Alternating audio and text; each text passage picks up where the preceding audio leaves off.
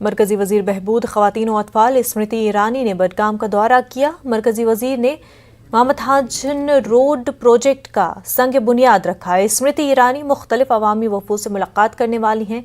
इसके अलावा ज़ोहरा पार्क बडगाम में शजरकारी मुहिम में हिस्सा लेंगी।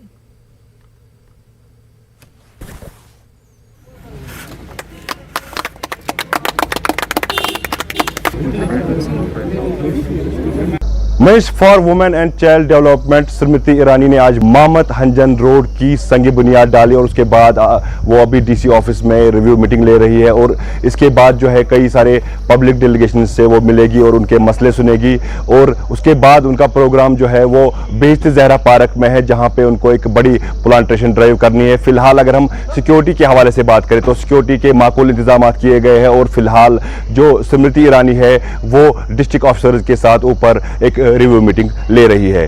नेटवर्क 18 के लिए बडगाम से मैं समीउल्ला। फैश फिल्मों के मामले में गिरफ्तार राज कुंद्रा आज मुंबई के आर्थर जेल से रिहा हो गया है। गिरफ्तारी के तकरीबन 64 दिनों बाद राज कुंद्रा आज रिहा हुआ। कल मेट्रोपॉलिटन मजिस्ट्रेट कोर्ट ने कुंद्रा और उसके साथी रियान की जमानत मंजूर की थी।